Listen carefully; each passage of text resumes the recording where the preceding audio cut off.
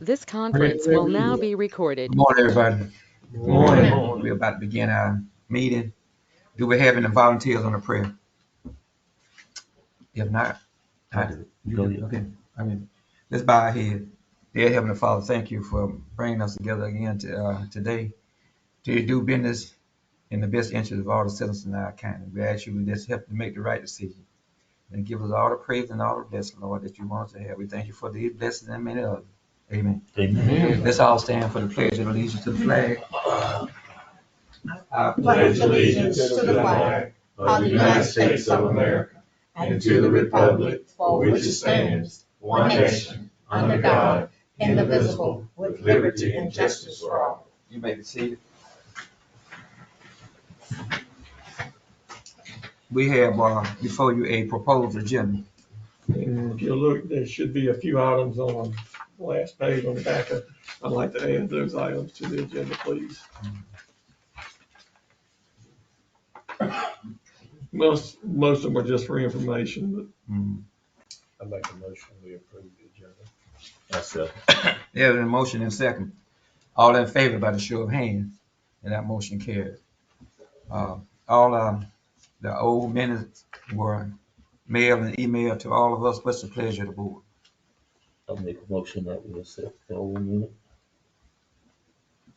Second motion. Okay, the motion and second. Do we have any correction or discussion on the old minute before we vote on it? If not, all in favor by the show of hands, that motion carries. Okay, Mr. Steve is on you now. but you ready, Joseph? Sure. Well, come on in. I asked, Joseph came by one day last week and was just sort of giving me an update on the rec, everything going on at the rec department. I said, well, why don't you just come and update commissioners on everything? So if you would. Okay. I think there's a switch on that microphone there. It may or may not be on. Okay. I'll start with athletics. We are finishing up basketball season. We just finished up our regular season. We're going into the playoffs this weekend. Our 8U boys, our 10U boys, our 12U boys, our 10U girls, and our 12U girls all qualified for district. They'll be doing that next week. We're finishing up the Flint River League playoffs this weekend. We got some pretty good teams. I feel like our best team is our 10U girls.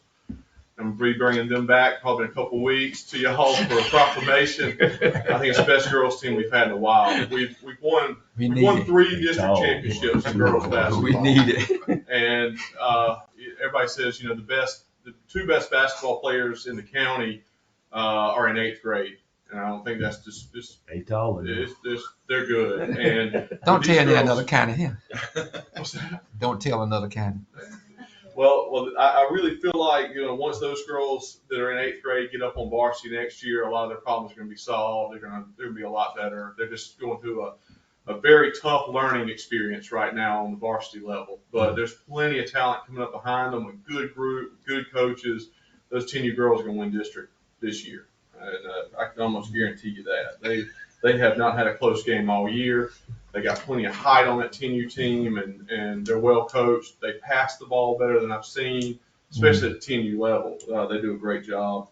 We just started track. Track practice started on Tuesday. Everything is rocking along with that. We've got back with Warner Robins again and Macon, and then we'll go to district down in Thomasville. Track is somewhere around 60 participants. This year we're going to have, I'm going to expand out a little further into the field events. Last year I kind of was trying to coach track and, trying to figure it all out. But this year we kind of got our legs under us, and I feel like we're going to have a great season.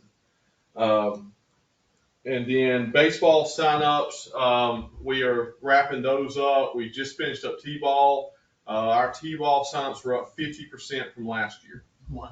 It's the biggest group we've had in a long time. So it's good to see that we've got that younger group that's going to be coming up that'll just keep replenishing our baseball program. We're proud of that. Then I guess that kind of wraps up athletics, and I wanted to go into something else I've been working on. I've been working on literacy lately. I'm on the literacy council with Dooley County School System, and we've been working on a few things, and that's kind of what I really want to come and tell you about. So, with the help of some community sponsors, from Community and Schools to Family Connection to a couple private donations, we are going to start a reading initiative that will go in with our athletes and through the libraries. And what we will do is there'll be a shirt that says, "I like to read and play sports." And to get this shirt, what you have to do is you got to join the library, you got to get a membership at one of the county libraries, and then you have to check in or rent out 5 books on 5 different occasions. So you can't go in and get 5 books all at one time. You got to go in, rent it, come back, and if you do all that effort and you read those books, then you're working awfully hard for a T-shirt. and so it's just going to be a fun way to bring the rec department, the school system, and the libraries all together. And we want our athletes to know that it's cool to do good in school too. Not just be an athlete, but be a student athlete. And so that's something we've got going. We're excited about. The school system had reached out. It was Mr. Philip Gentry had reached out, and he has a shop class, and he was looking to do something inside the community.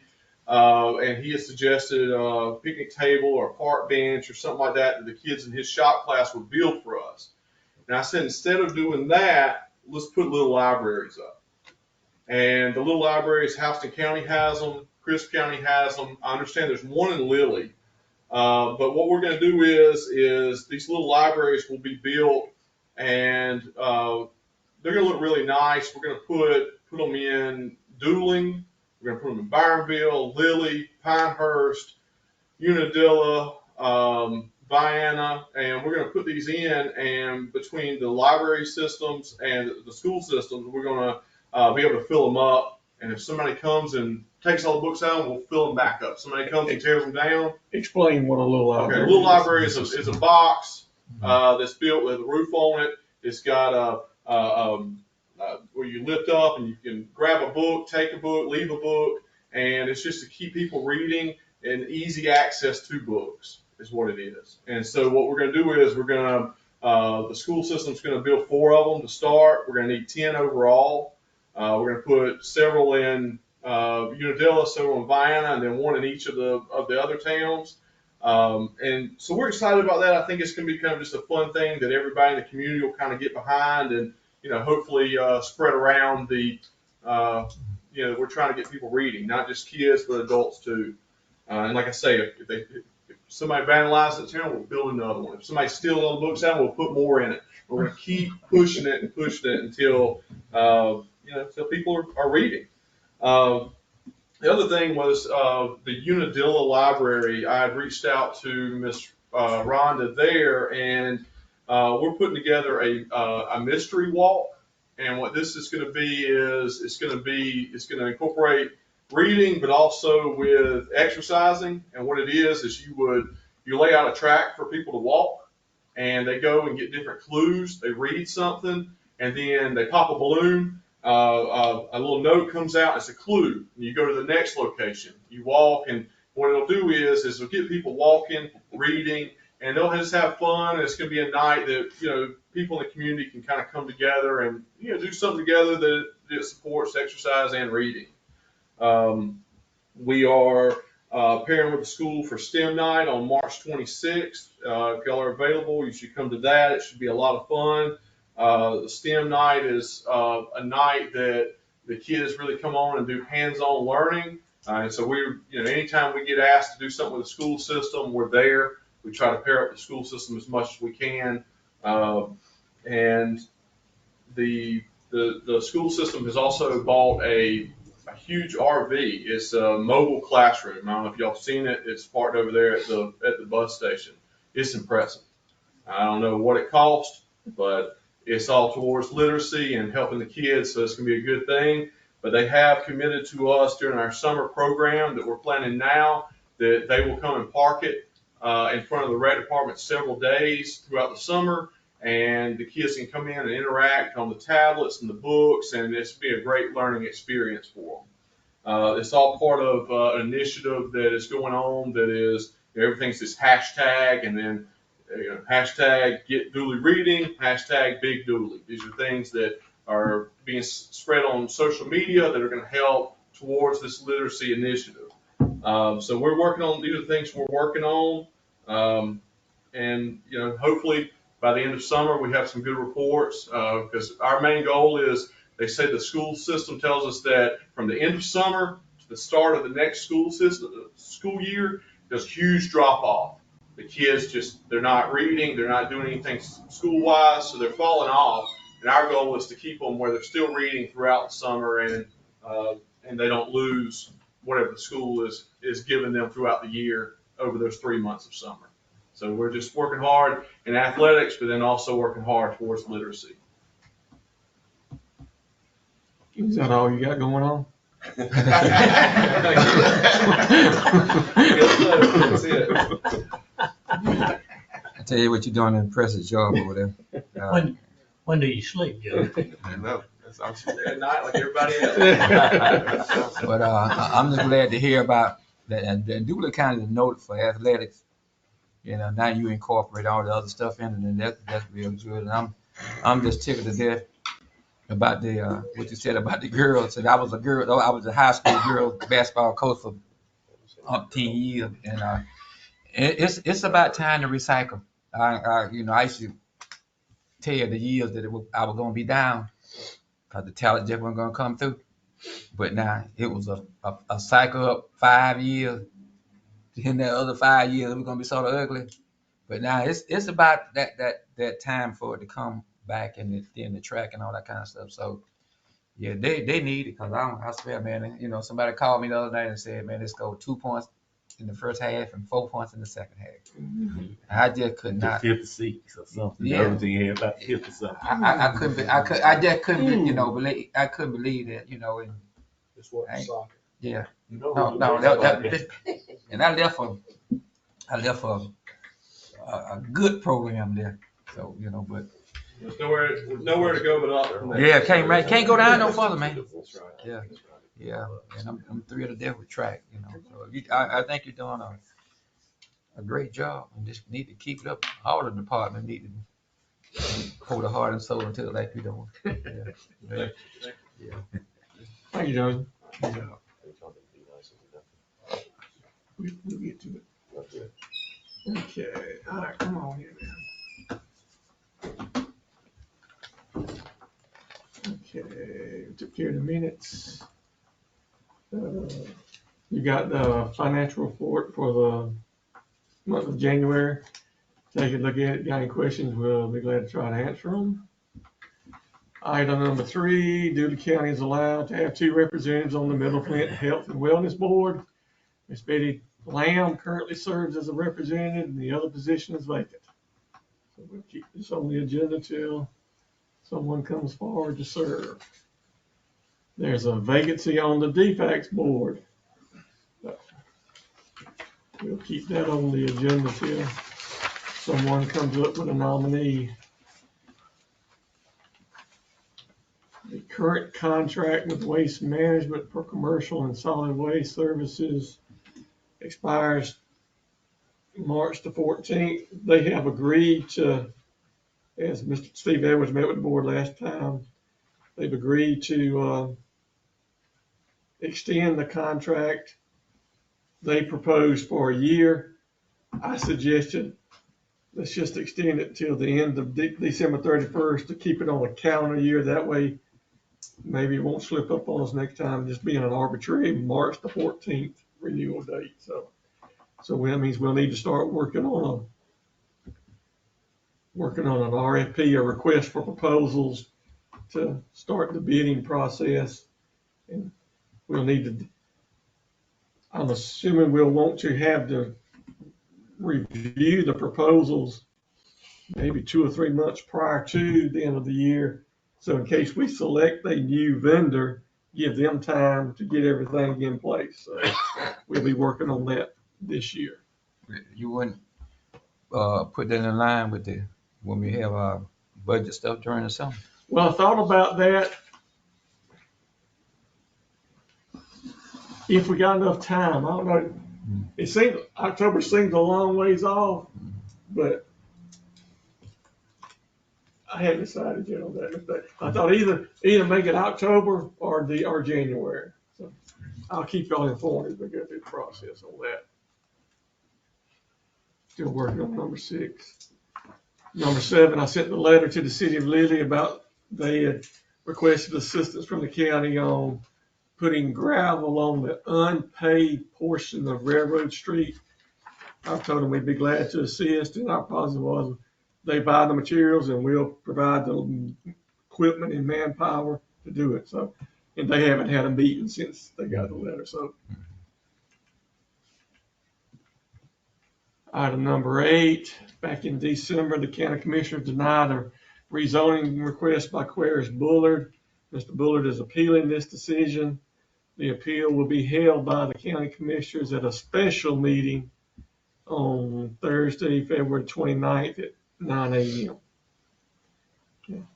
Will we be able to have a quorum at that special meeting? I think Commissioner Casey indicated he's got a conflict with an out-of-town meeting, but is that date and time okay with everybody else? Look. Okay. All right. And this will be our first experience going through an appeal of a zoning matter, so we're going to need some guidance from you on how to do that. I will state as a matter of record that the clerk had communicated this date to the appellants, and their attorney, Mr. King, advised that he would be involved in a Superior Court jury trial calendar to Ms. Woodson. Is that correct, Ms. Woodson? Yes. Okay. That calendar was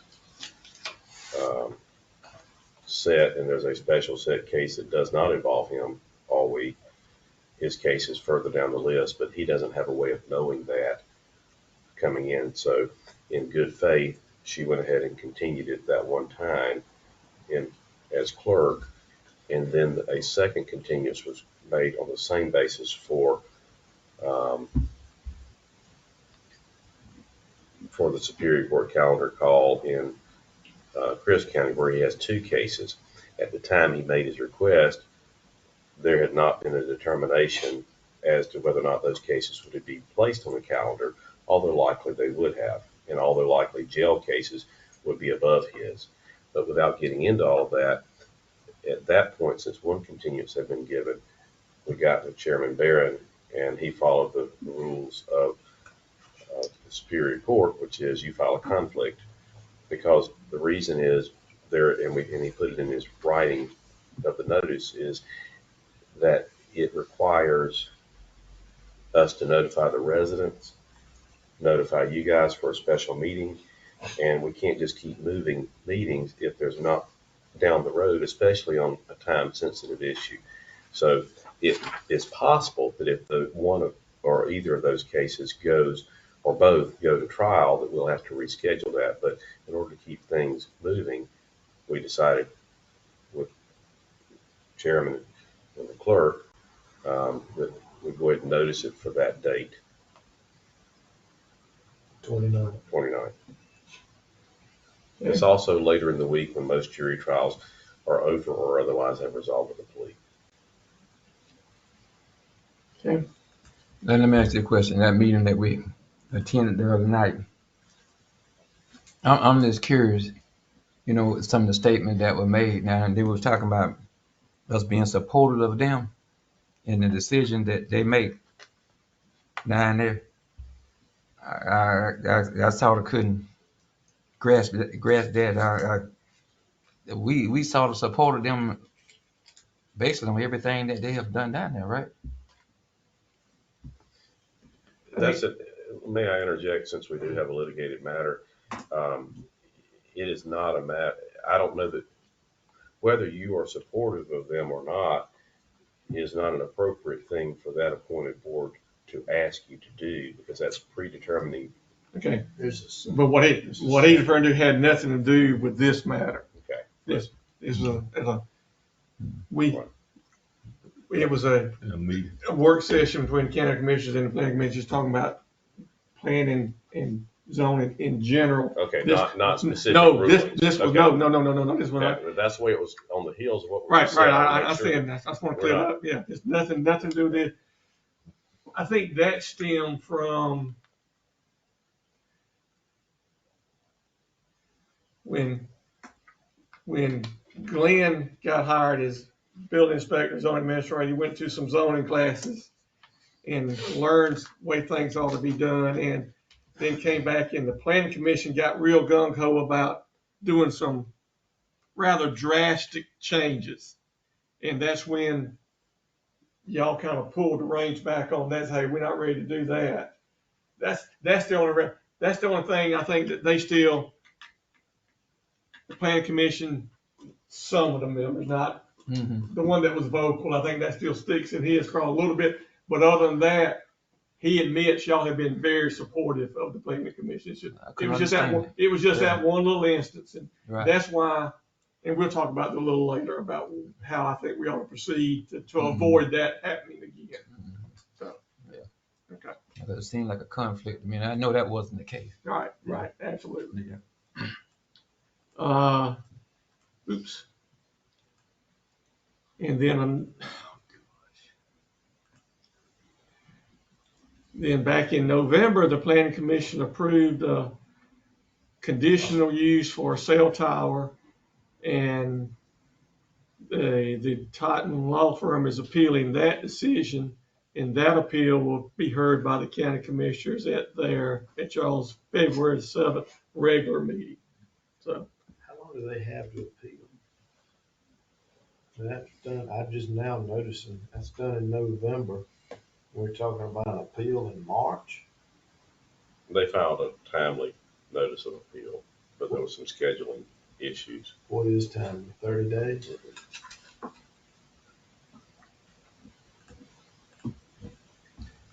Okay, number 10 is about a public hearing we'll have in just a few minutes, so we'll skip over it.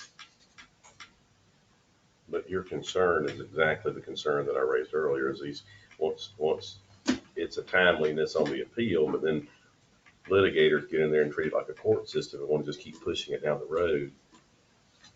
In this case, I'm not pointing fingers, I'm just saying we have to be mindful of that and just draw a line in the sand and say, we can give you a courtesy.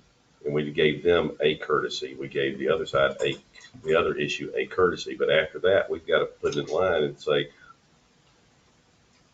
keep it on track. That's just the first time I had heard of that one when it came up of the appeal. I'm just making sure you're saying within that November meeting, within 30 days, they wanted to appeal the decision. It's my understanding. All right, item number 11, the county commissioners and the planning commission met earlier this week with a consultant to talk about a proposed process to update our comprehensive plan and zoning ordinance. Let me start right there. What was y'all got any comments from that meeting? I think it was a very informative meeting, especially when he put them numbers up there. You know, that was that was the big thing. It's an expensive process. It is. And you know, a lot of people, when we were walking out, sort of saying, you know, only thing we sort of need to do is tweak what we got, and then, you know, that will save us a bunch of money. But they didn't sort of say it when the meeting was going on. I guess they didn't want to say it, but I think it was a good meeting. Yeah. I think it was a good meeting. I wish, you know, hindsight's always 20/20. I wish we had right there at the end let the consultant leave and let's talk about. No, And that's what we should have. Should have had comments amongst ourselves while we had everybody present. Right. Didn't think about it at the time. Yeah. I was a little disappointed the consultant doesn't appear to have a whole lot of experience with small communities like Right. us. He was comparing us with somebody. Yeah, Troop County, and we can't, Atlanta. we can't, yeah, you That's can't compare Atlanta. us to Troop County or And sure not don't Atlanta. live in- Yeah. So anyway, so we can still look, there are other consultants that do that type of work. Yeah. But something that just popped up in the last few days that Glenn's been working on, there, we have an opportunity to apply for some grant funds through GEMA, the Georgia Emergency Management Agency, to get a grant to help fund this type of project. Mhm. It'll fund 75% of the project. Yeah. And GEMA is getting the money from FEMA, the Federal Emergency Management Agency. They've allocated $2 million, I believe, to Georgia for this project. And the deadline to apply is in this month. Nobody's put their name in the hat for it. So That's a good thing. we've been So we do. tentatively approved for whatever 75% of $230,000 is, if we want to pursue it. Now, it's gonna be a long process, it's gonna take It cost us $57,000. 57,000. GEMA will forward it. GEMA already says it's a go as far as they're concerned, they don't see any problem with it, but they gotta submit it to FEMA. And it's gonna take FEMA 6 months to review everything. I see where we ain't got anything to lose, let's apply for it, and that give us time to find a consultant that can help us do our stuff. Are y'all okay with doing that? Because right now, they just need they want a letter of support from the county commissioners of the project. We're not committed to anything, they're just having something on record saying y'all are in favor of proceeding to the next step in the process. You already typing that up? Mr. Chairman, if I could, when Glenn and I talked about this following that sort of joint planning meeting that we all had out at the building where I'm at, we met and briefly talked about that after that meeting.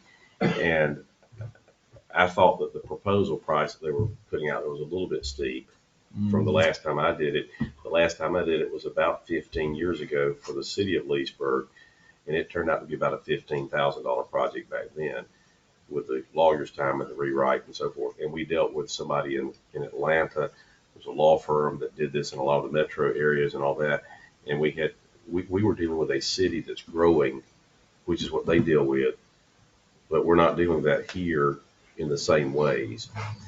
What I see is that if the 57,000 is more in line, but key to that is I think they would be offering to do that, and I don't know this, but for the entire community, which means there would need to be some participation with the other communities in that possibly. That would be a discussion down the road. And as far as that goes, the two larger cities really have some interest, if they can get beyond any political issues, they have some interest in being very much similar and different in some respects from the county and the smaller cities. But the smaller cities are a little bit different than rural, but not much different. But the point I'm making is not taking any side on this. The person who's coming in here to build, whether it be the citizen or a builder, they should have some consistency when they come in the borders of Dooley County on certain things. And I think that's what that process should get us to. Now, there's going to be difference as far as lot sizes if you're in the county versus one of the cities and so forth and so on. But other than that, there should be some consistency in an overall plan.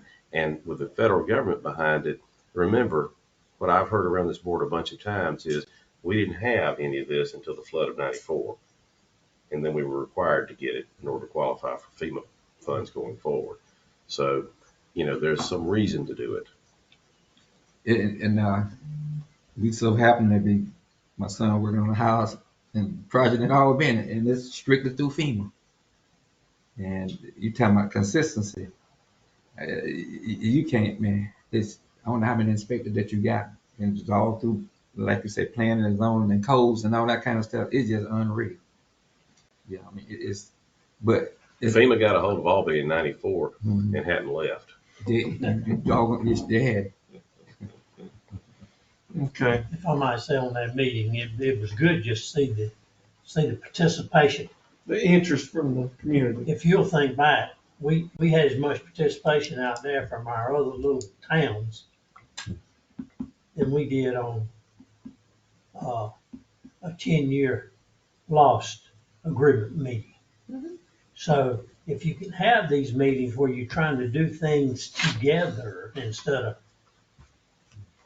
dividing money, I think it's a positive thing, because we haven't had many of those meetings when it was not just trying to divide money.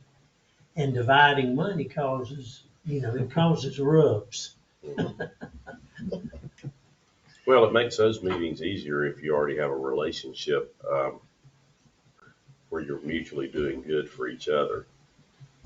And I think there would have been more participation from, I know you and Dylan would have been there, but they had a council meeting that night. And the reason that night got, but that's the night that the consultant could come. So that's why we didn't try to reach. It's difficult to try to find a night where somebody don't have a conflict. Sure. So, anyway, all right. Okay, it's past 9:30. We'll have a public hearing on, the lawyer distracted me here. Let me go back. Oh. All right, Glenn, if you'll come up. General Dynamics has submitted an application for conditional use for the construction and operation of a cell tower on tax parcel 101-7, which is located on Pleasant Hill Road. The owners of the property are Cedric and Heather Cobb. The Planning Commission conducted a public hearing on this matter at 5:30 this past Monday to receive citizens' inputs and comments. And what is the Planning Commission's recommendation on that matter?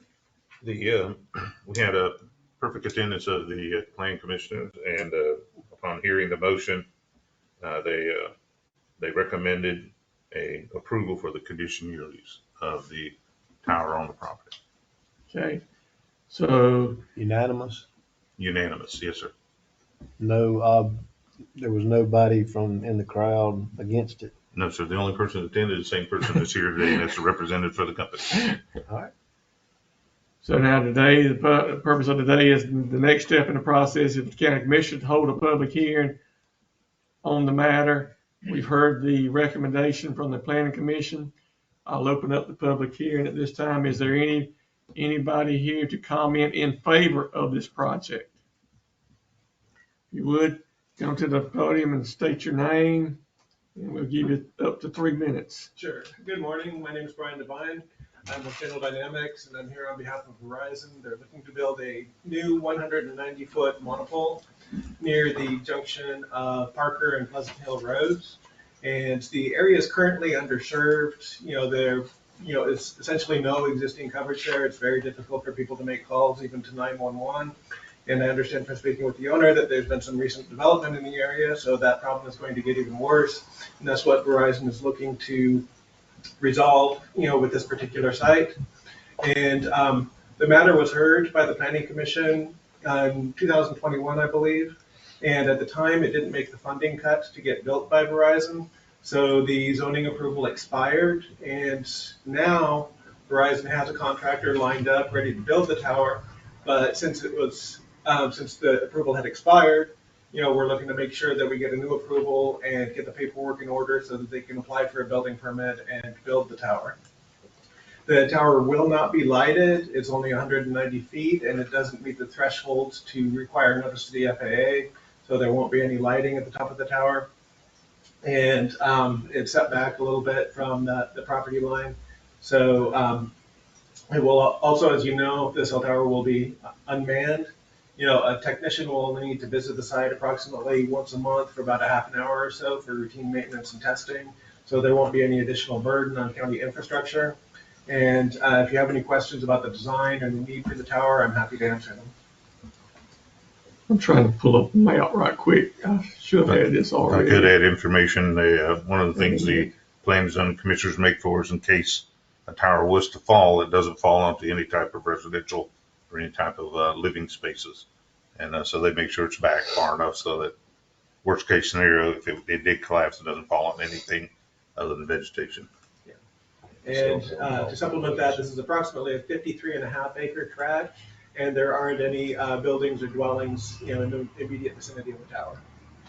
And this is down in the very southeast section of the county. Right at the county line. And this is Highway 215 from Violin to Rochelle, and then this is Highway 257 from Cordell to Hogginsville. So that's the actual parcel we're talking about. I'm not sure exactly where on the parcel that's going, but Yeah, if you see that area that looks kind of bare in the northeast, it's a little ways down from there, kind of back towards Close what might be the tree line back there, or approximately where your cursor is right now. okay. Any questions for? Thanks, sir. Mr. Glenn, that hold true, them towers, that hold true for all towers? Yes, They have sir. to be set back far enough to keep from falling? It's I not know some towers necessary, outside the but road. it's not necessary, and it's not written in any type of zoning ordinance. It's something that the planning and zoning men do when they look at it. They just want to make sure. So they always ask that, is it going to hit anything when it falls? And so I do a measurement to make sure through a satellite, and you'll see that's approximately 200 foot. Sorry about that. So that's our code. What's that? You had any fall? That's what we put Some on. may fall.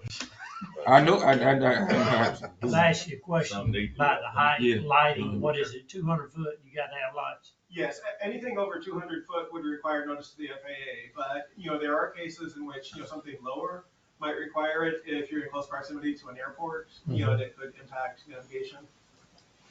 There has been the airfield added yeah, exactly. that they might not know about, He said this is a month. Over Y'all off been to Sanders. Unadilla?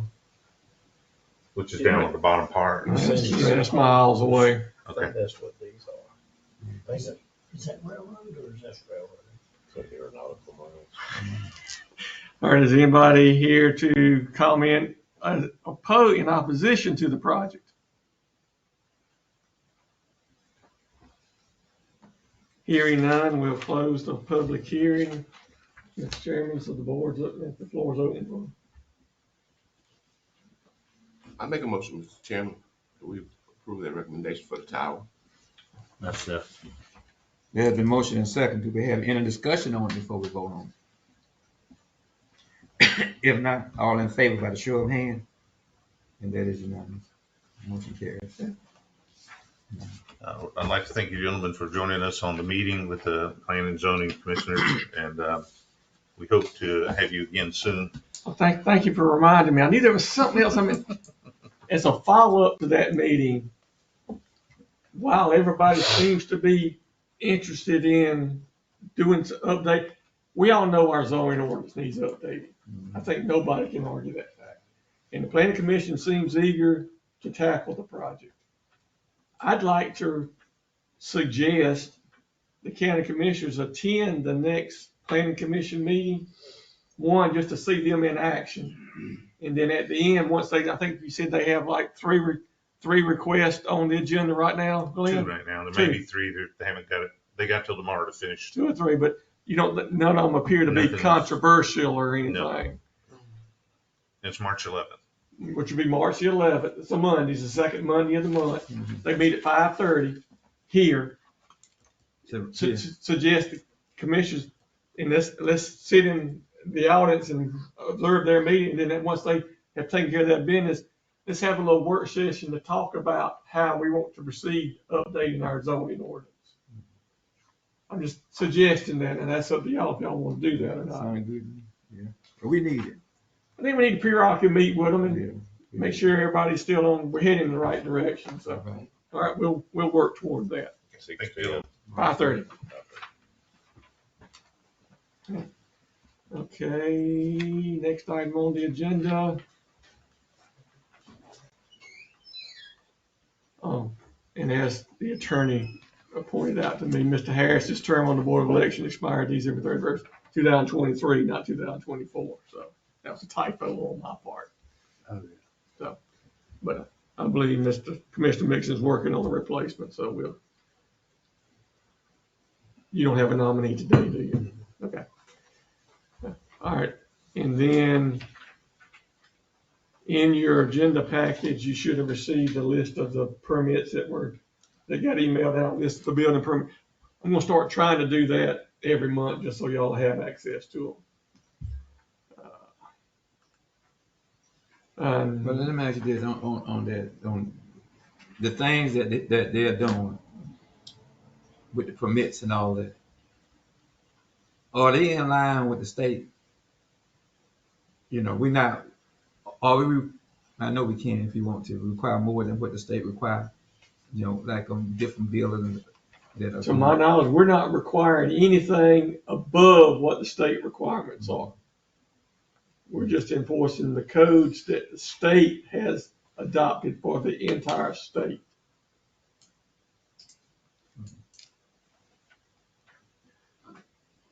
Item number 14, the recent scrap tire cleanup event that was conducted by the Public Works Department was extremely successful. They had anticipated to have it for a 4-day period, and I think they had to cut it off after the 3rd day.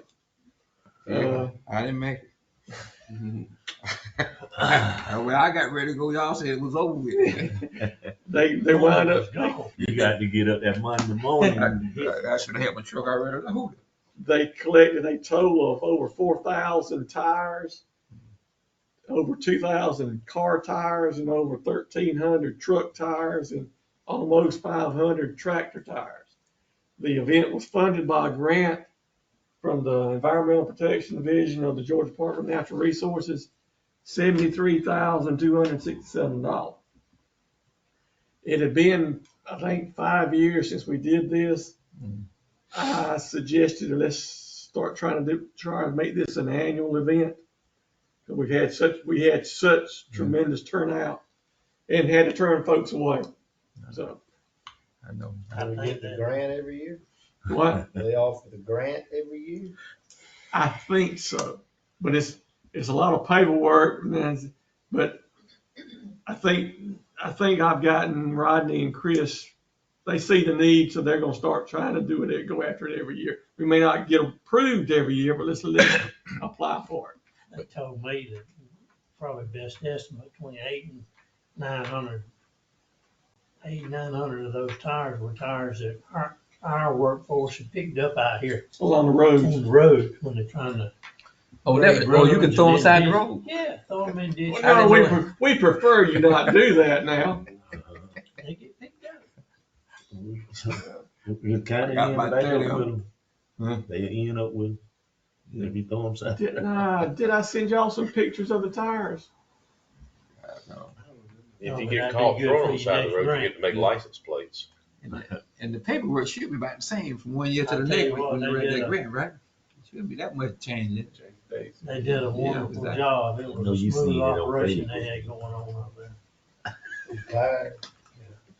Yeah, I don't know. I helped, got the word out.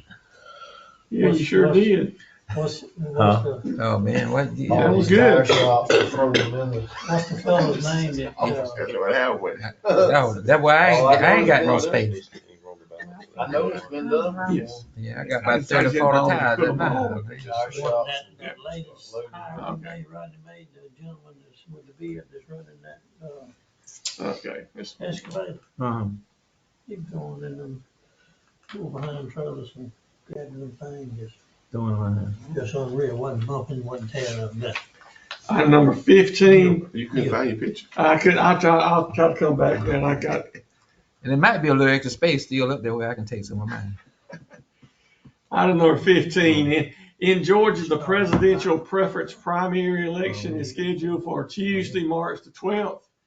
At that same time, in Dooley County, there's going to be a special election to allow voters to vote yes or no on the following question. And this is exactly how the question is going to be worded on the ballot.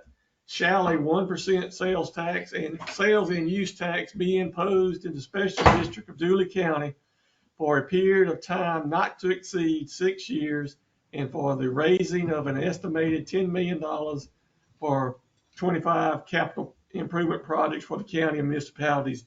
And I believe those projects will actually be listed on the ballot, but just to save time, I think it's important to remind folks, this is not asking for a new tax to be put in place. It's just to be asking them to continue the SPLOST tax that has been in effect in Dooley County since the mid-1980s. Some people read that as an additional penny. Now, it's not an additional tax. It's just asking to continue it for another 6 years. And the early voting period for this election begins Monday, February the 19th. So that'll be next Monday. Wait, what? This starts next? The early voting starts next Monday and ends the Friday before the election, ends Friday, March the 8th. And then the actual election day is March the 12th. Is qualifying over for the county? Qualifying is like the first for the general primary election, which that election I think is in May. Qualifying, I believe, is the first full week in March. Okay. Thank you. So, okay. And a few items that I asked. Number 17, that's just something I want to talk to Commissioner Casey about that. That doesn't require board action, so we'll skip it for right now. It really didn't. Drainage issue on River Road. Let me go find that. I'm glad you brought that up, because I sure forgot. Chicago, you didn't. The drainage issue on River Road. No. You're talking about on Franklin Road. Yeah, River. On Franklin. River Road. All right, this is where Highway 27. I think the next photo will be a little bit better. Well, hold on, back up. This is Highway 27 going to Americas. This is where the Flint River is. This is where River Road crosses, goes across Highway 27. If you come south on River Road from Highway 27, like you head to Chris County line's down here somewhere. This is the road where you turn. This is Campers Haven Road. The road you turn in to go to Campers Haven. Right past Campers Haven Road, before you get to the next little dirt road to the left, which is Collier Road, there's a drainage structure on there that's a couple of large metal pipe. They are near their end of life. And Rodney's trying to be proactive rather than waiting till we have a collapse like we did on Jalapa Road. Mm-hmm. Let's go ahead and make plans to try to replace it. He's got an engineer working on what it would take to replace it. We suspect he may suggest a concrete box cover. Don't know. But side note, just earlier this week or at the end of last week, got a notice from the Georgia Department of Transportation where they have some extra LMIG money this fiscal year that's available, and it doesn't require a 10% match to it.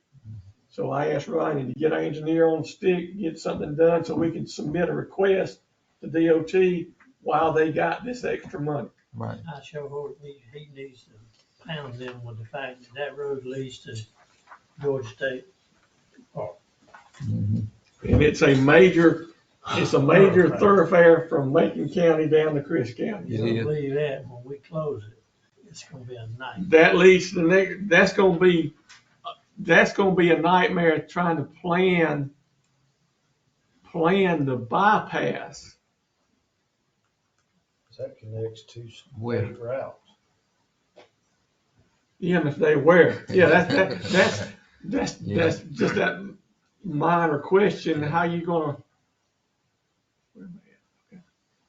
Here we go. Well, the shortest route would be sending around Collier Cemetery, but that little dirt road can't handle. Yeah, that dirt road can't handle that. It can't. Rain. You just can't handle one lane traffic. Yeah. See, now, big trucks should, as I understand, they would have to go back take Highway 27 all the way to Highway 41 and go down 41 and try to get back to wherever they're going. Now, local traffic, I'm assuming, would maybe come down River Road. I'm thinking a paved road option. We come down River Road, hit Franklin Road to Lamar Road, out Bryant, and then wind up over here on Coney Road at the Chris County line. Now, how the Chris County folks, I don't know. And I think in advance we need to. I think the neighborly thing to do is let Chris County know we're planning this, and let Macon County know, since there's so much. I think there's so much traffic from Macon County going down to Chris County, and not get caught like we did with a neighboring county not letting us know they were detouring traffic through our county. So that's one project that we're working on. The next item is a drainage issue on West Road that I believe Chairman might be familiar with this area. On West Road. West Road. This is Highway 230 coming from Byronville. This is West Road coming out of Lilly. Once you cross over Highway 230 on West Road, there's a major drainage located right here. Same way it's metal pipe, and they're reaching the end of their life. So, and the engineer again is working on coming up with a proposal that we can submit to DOT to try to hit while they got some extra money. They've been working on that already. Right, and like I said, they're trying to be proactive before it actually collapses, and we don't have a plan. So, well, Steve, how they coming along with Jalapa Road? How long gonna be before we finish up with that? It's not done. the only thing they're waiting on is the actual pavement. They had to wait so long. But I think now I think they're just waiting for the temperature to get right to be able to do the pavement. It's the last I heard from the engineer. He's been, let me see if I can find what his latest. So it's still impassable. The road, I haven't been out there lately. That I section just of ain't road's got no still phone call, closed. so I figured we had got to be close to the end. They won't be able to pave till spring. no, it depends. It's got to be a certain, if they do an asphalt paving, if it's a certain temperature and the temperature is rising, they can do it, even though it's not regular paving season. Okay, now this was back on February the 2nd.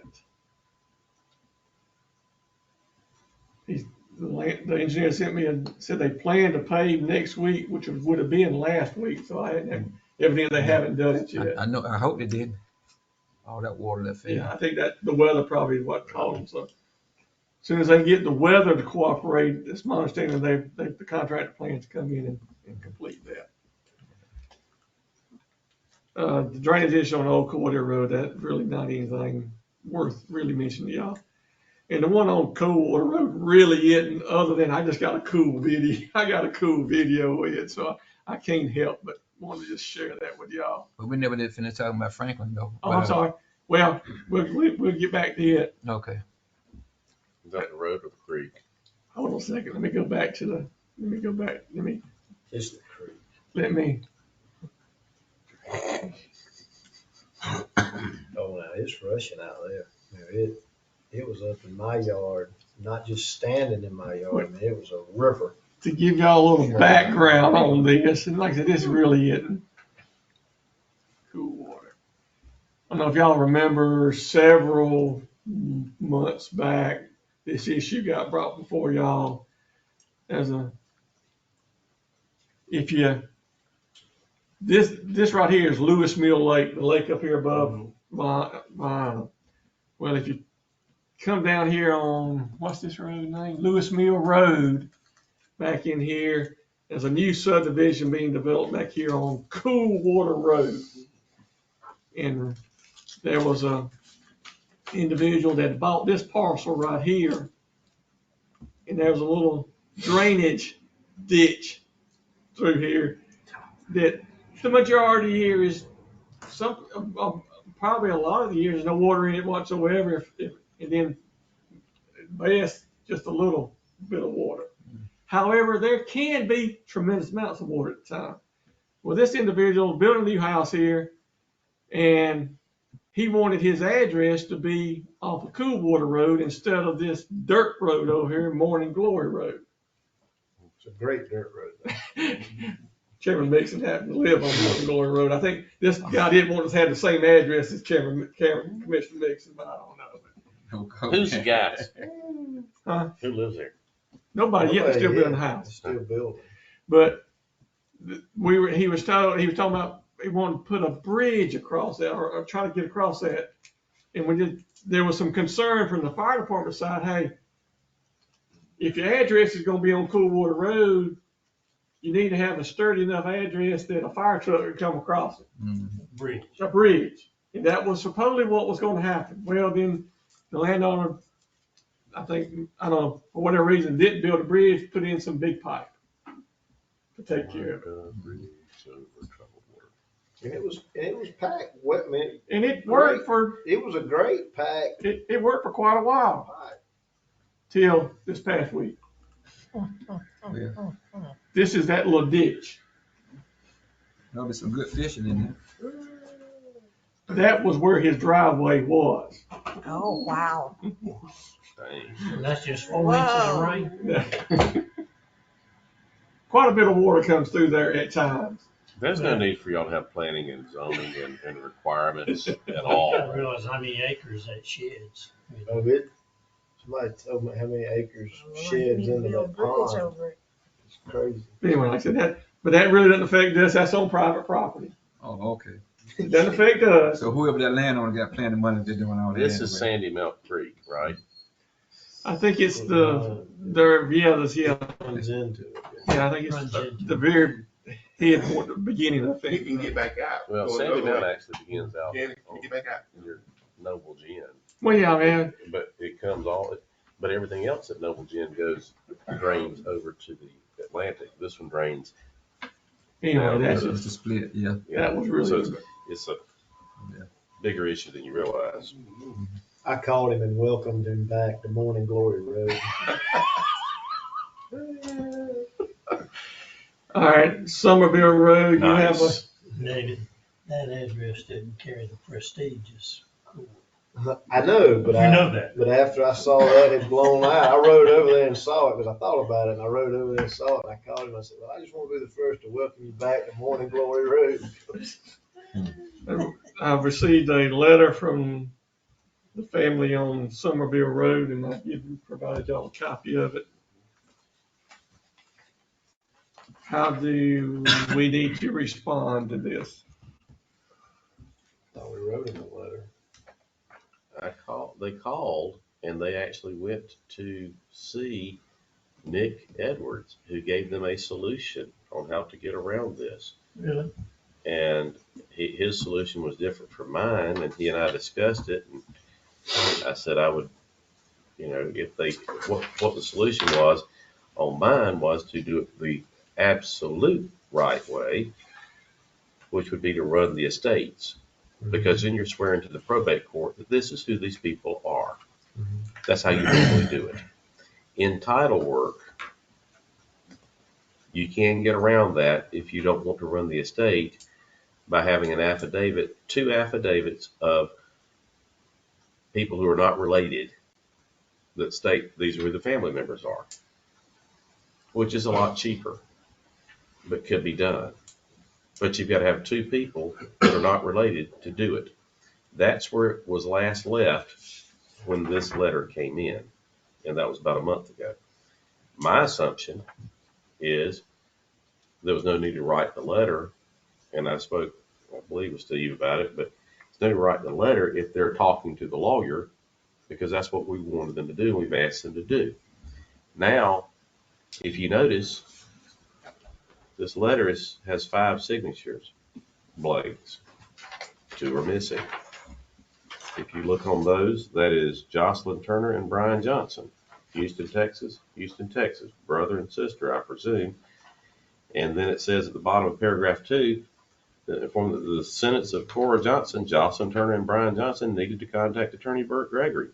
Jocelyn Turner contacted me, and she was very helpful at first, and then she decided she did not want to participate in this.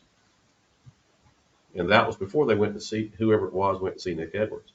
What I see going on is these 3 people, while well-intentioned, one in Linwood, Illinois, one in Vero Beach, Florida, one in Southland, Illinois. They're all trying to use this body to force their relatives in Houston, Texas, to do something that their relatives will not voluntarily otherwise do. Or in another sense, settle their estate. But the county, here's the thing, the county has told them what we need from them. We told them I what don't know how they you need. bill us, but we're out of this until they give us what we need. I told them what we needed. They didn't like what I had to say. They went to a lawyer. He told them a little bit different that would cost them less money, which is still whether or not we would accept it or not. Would we accept it? I've got to see what it says.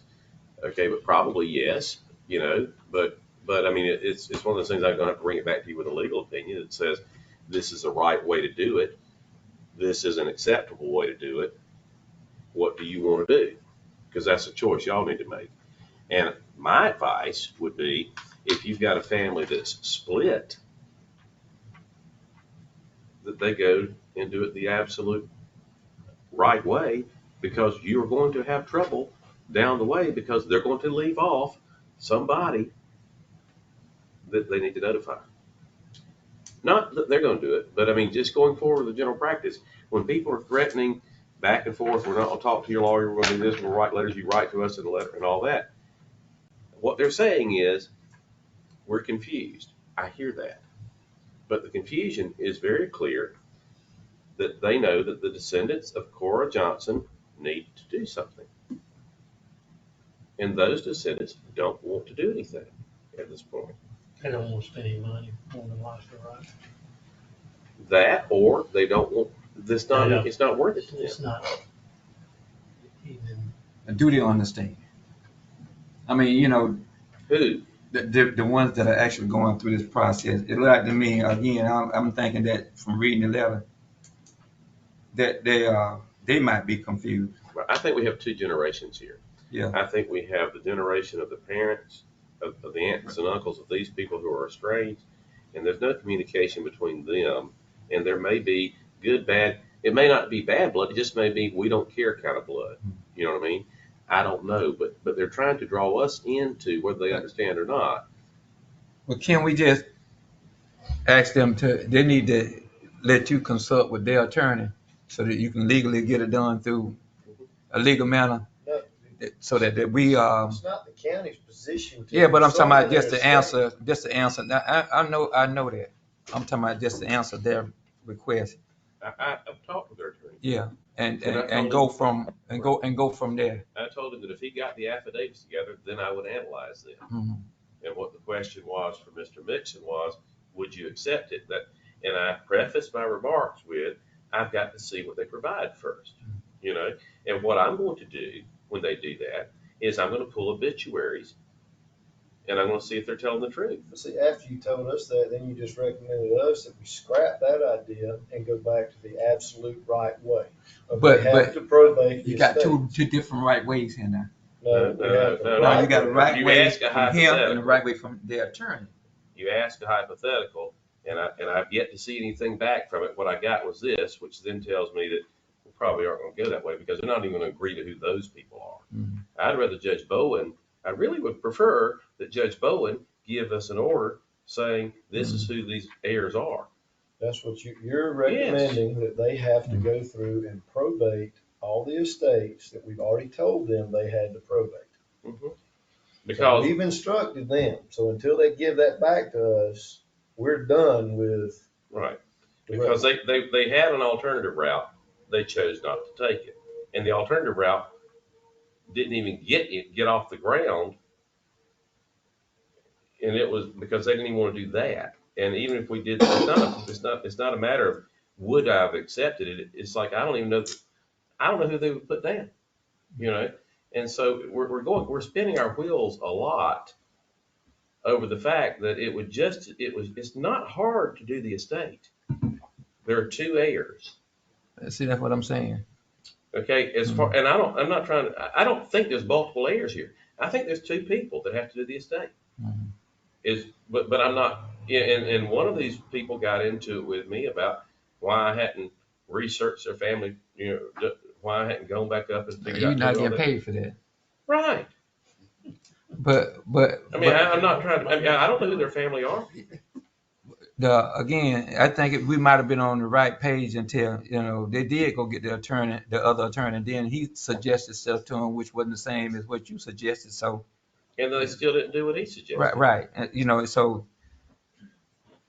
And so what they're using that as they're using it as an opportunity to say, I'm wrong. Their attorney's Exactly. right, but they're not even willing to do what their attorney said. So therefore, go back and give it to us. I'm kind of like, at this point, I don't like the tone of the letter insinuating that something was done wrong by the commission and or me.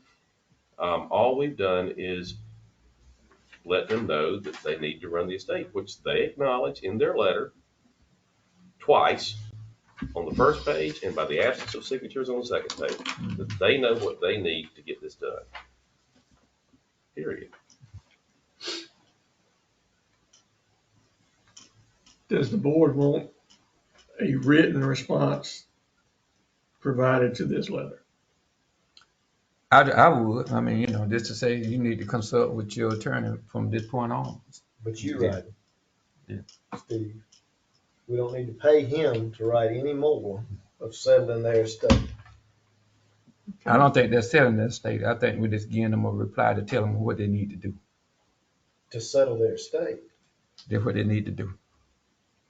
That's what I think, And again, since it's opposition, you got your choice and I got my choice. But I just think that some need to be said to them. Okay. Yeah. May I suggest that someone make a motion as to what needs to be done and then amend it if need be? Well, again, the county doesn't need to incur any more cost for our attorney to go into a family dispute over how they settle their estate. The county has a precedent of what we require to receive a right of way to put a road on for paving. They know what that is. So until they give us that, why are we walking through their family of help me? We've done more with them than we have anybody else on the right of way.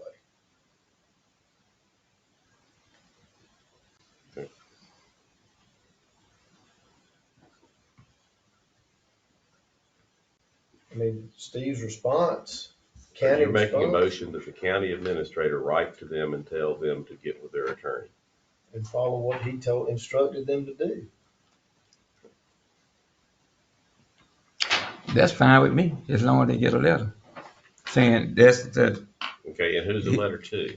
All five that wrote this letter? At least the ones that signed it. Yeah. They're requesting it be communicated in writing to each of us. Yeah, send it to the ones in Texas too. Now, why wouldn't you send it to all of them? I mean, that's one. And let them just let them know. Like I said, I mean, I think they all confused, and they just need to be told. I would send it to all five, and I would give a copy of the letter with it because that way these two know what they're talking about. But I'm still confused as to what the letter's supposed to say. They need to follow the advice of their attorney. Yeah. Of their attorney, Nick Edwards. Right. That's all I was saying. They just need to have a reply. Yeah. Do we need to narrow it down and specify? I mean, they might want to use another attorney. I'm not trying to be. They need to refer back to the legal advice they've been given.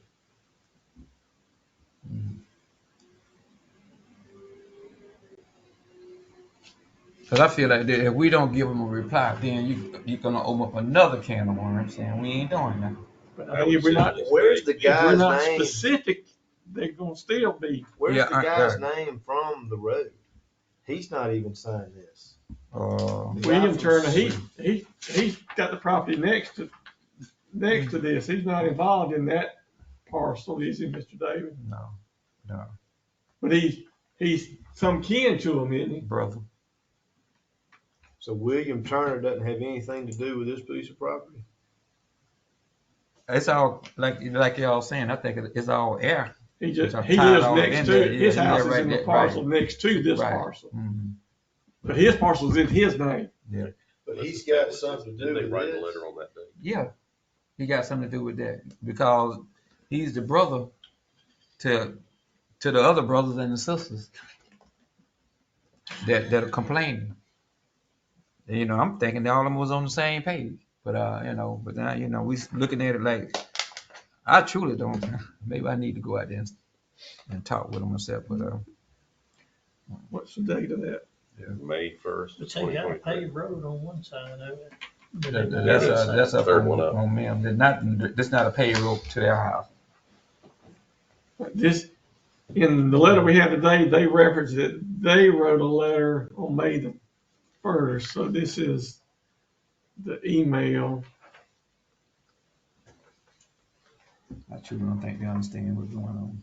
And there's a letter attached to this, but I'll let you read that. I don't think nobody under 80 out there. So you need some kids or something need to come here. I mean, in here it says, please accept my proxy on behalf of Corby Johnson to pave Somerville Road. But that ain't legal. I mean, that's, Right. But they And wanna pay I the don't, attorney. let's back up. Let's back up.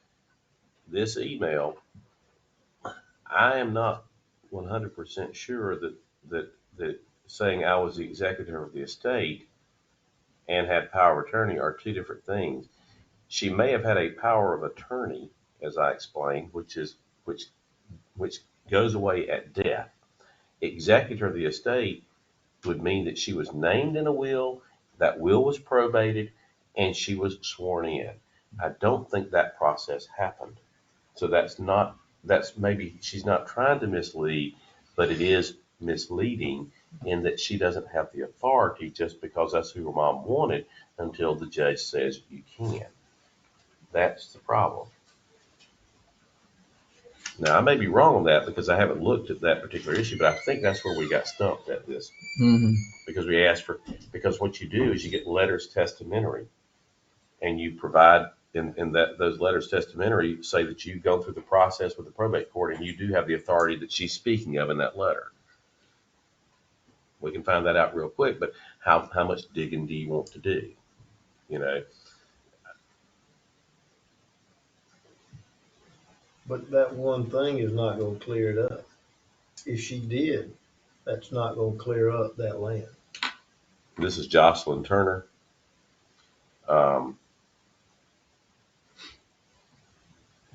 Well, if she were the executor, it possibly could because she would have the right to speak. She would have the right to do it, but she has some process. You're right.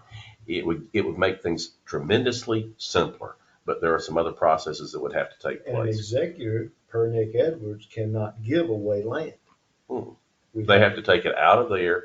That's right. And they have to, that's the next thing. They have to take it out of there, vest it in her and the brother, and then both of them have to then give deeds. That's why I said somebody needed to sit down and talk with them, you know, and their lawyer or whomever to guide them through the process. Nick knows what the end goal is. He knows what they're trying to do. So he can, it's just a matter, I mean, of paying an attorney. And I don't think all of them want to pay an attorney. I don't know what the motivation is. I mean, to me, in these situations, the amount that they're going to pay the attorney is de minimis, and probably their relative might be willing to pay it in order to get the road paid. That's here nor there. The issue a lot of times is people just aren't connected here anymore, and they just don't want. And there may be something else we don't know. Right. But what we're doing is, you know, I learned a long time ago is you don't get in the middle of a fight between family members, because they'll stop fighting long enough to draw you in, beat you up, and then go back to fighting.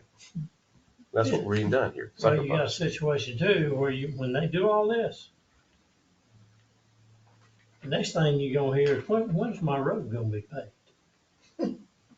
And all this is a process to get it on the paving list. But this isn't the only one we're waiting on. There's We multiple got roads out there 3 to be miles paved. of road to do this on. But if they jump through all these hoops and they do that, then that's their next order of business is, hey, you said this is what we had to do to get our paved road paved. So I think the motion, Somewhere along the way, that discussion needs to be. I have made that clear whenever I've been speaking to the various people who called me from Florida, Illinois, and Texas, that just because they do all this doesn't mean it's going to be paid. And then the reaction is, what do you mean?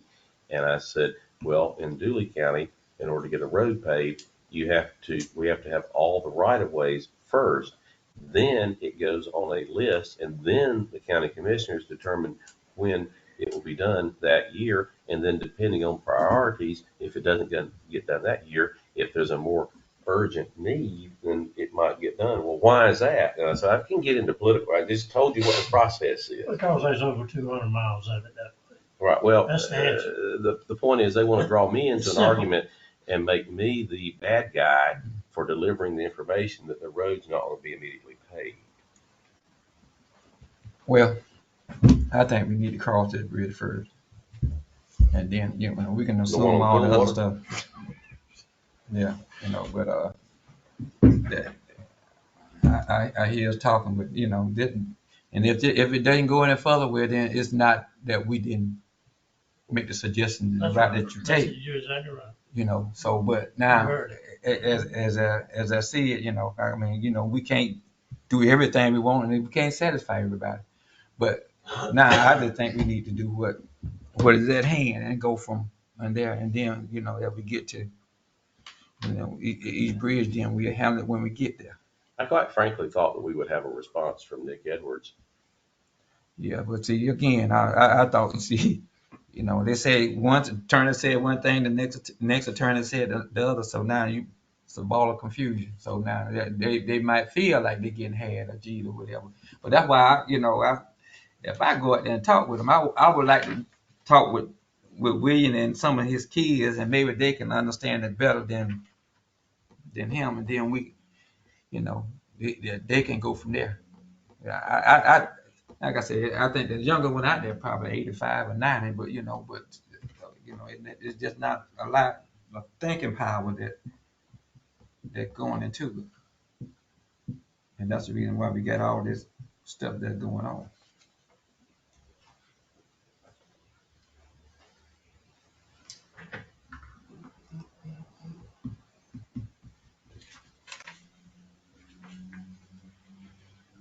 I'm just waiting on some direction. I mean, I think David made the suggestion about She may have set up and said some questions later. tell them to consult back with their attorney. Whomever they. Would you rather the letter come from you, them write it up, and you tell them? No, I'd rather for it to be the board agreement that we're going to do it, and it go through Steve, like you said, and we don't have to pay Bert. It doesn't have to be me. I didn't mean to put that on you. I just didn't know if you prefer. Okay, but I didn't understand what you were I talking didn't know about. if you prefer it coming from you. Since I'd rather I go out there because they're in my district, and I go out there and and talk with them, and again, from knowing them like I do, it's just the idea that I think they're just all confused, and you can't do stuff the old fashioned way, just because you think you can do it. There's a process, and I told her later on the phone, but it's a process that you got to take. You just can't jump up and do. She said she had a PhD, MSD, QSD, and every kind of D. I still don't make no difference. It ain't about getting the road paid. And I said I don't want to even hear today, but but at least we just answer them back, and then from there we can go. Yeah. I say, all we're saying is our attorney has been in contact with the attorney that y'all have consulted with. Please follow your attorney's direction in getting this resolved. So that's good enough for me right there. I got too many people telling me. How do I think? All right, hold on a second. Bear with me to send him something right quick. I can figure out how to do that.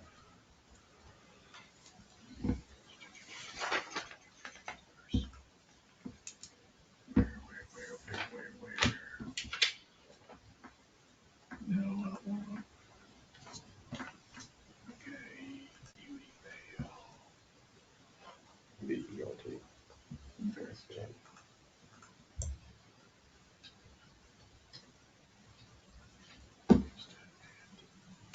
Attach. Oh, come on. You know, what happened to my attachment?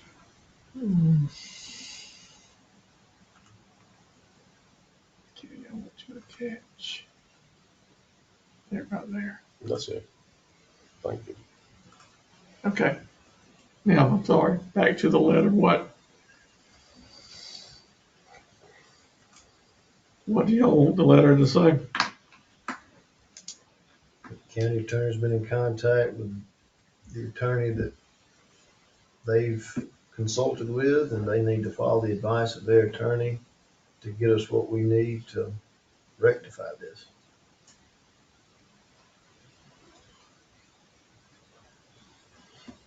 Let's break down the word rectify.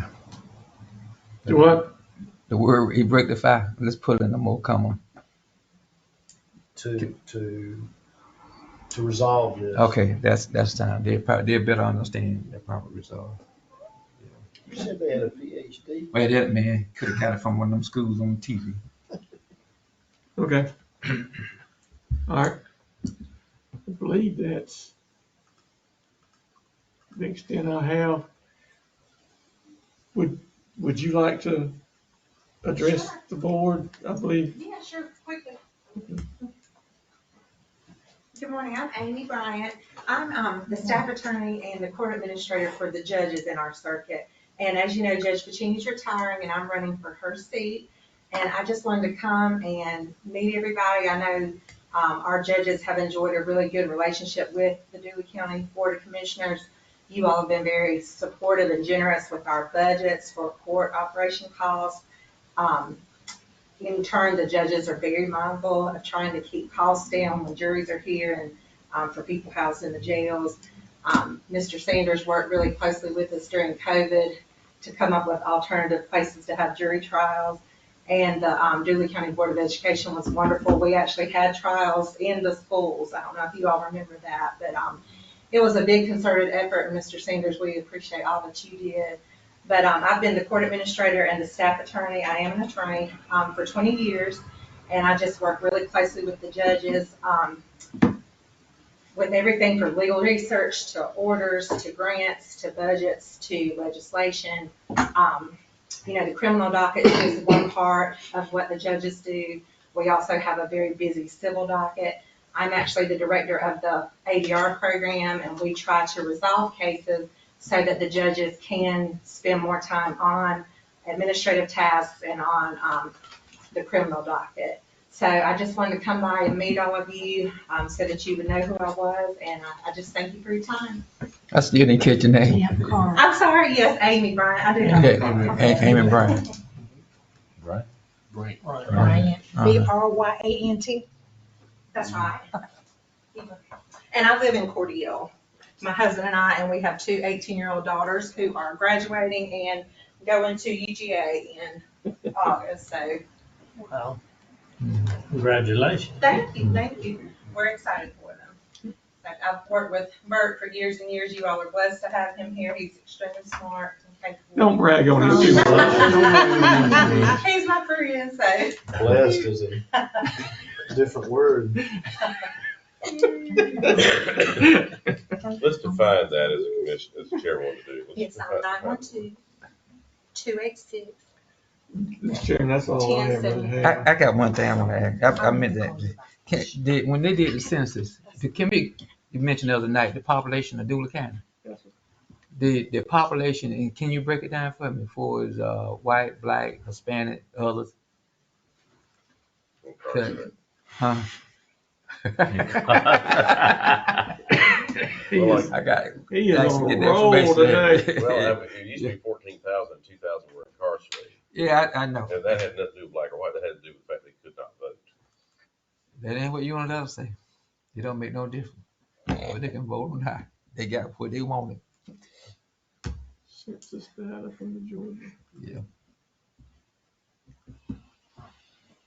I don't know if I'm gonna have Now, that. when we redraw the voting lines, we take prison out. The prison's out of the population. Right, exactly. Yes, I know for exactly. They're as not. far as not right, redistricting, exactly. yes. Y'all, they got the one up there. Yeah. We just use them for the money. Yeah. So you and Tony ought to be feeling pretty good, man. Well, the city. I'll have Services. to get, I don't have it readily available, but I'm sure it's out there somewhere on it. What are you wanting now?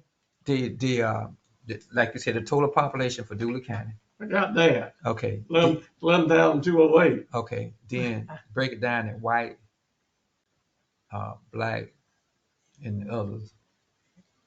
Black, Hispanic. Yeah.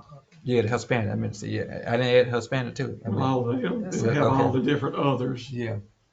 Okay. 50, 40, 50, 40. I'm not going to hazard a guess. I'll have to do some research to get that. Yeah, I got asked that question. Didn't know the Okay. answer. 10 Hispanic. Now, that's not the breakdown of voting. Was the question voting or the question census? Yeah, census and voting's gonna be way. That's different. Be way different. Totally because of different. Kids. Totally different.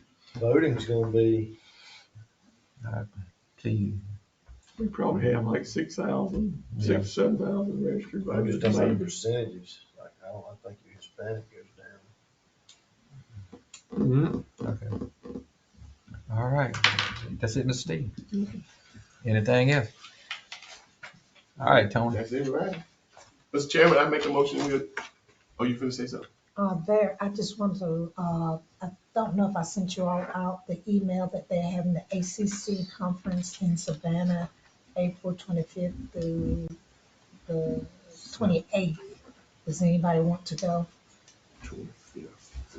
They've already filled up the Thursday They classes. probably, What? and the hotels probably are going to. I don't know. They trying to streamline that thing, make as much money as they can and not lose no money. Then if you wanna go, you're gonna have to go to class that Saturday. Yeah, I saw that. Some of the I sent it out. Yeah, you said. Oh, okay, all right. Some of the Mr. Chairman. hotels It's covering my over there are tracks. 3 night minimum. While you have a motion pending, I do have some information that was responsive to your last request. I sent it to Mr. Sanders, who can forward it to you from the Okay. U.S. Census. But it says white alone, 48.4%. Black or African American alone, 48.8%. So 0.4 difference. American Indian and Alaskan Native, 0.5%. You got something there? Asian, 0.9. Native Hawaiian, 0.1. I'll go on the other right. They got to be in a prison. I've never seen them. And Pacific Islander, could be something else, somewhere else. 2 or more races, 1.3. Hispanic or Latino, 8.2%. White alone, not Hispanic or Latino percent, 42.8%. So white alone, they're combining, it looks like, to me, to make these percentages add up, it looks like Hispanic or Latino and white alone, if you do, no, they're not. You'd have to study these a little bit further to figure out what their categories really mean. I think so. Yeah, I got asked that question. I'm not Are gonna you answer. finished? Yeah, Mr. Chairman, I make a motion we adjourn. That's it. It has been motioned and second. All in favor, please stand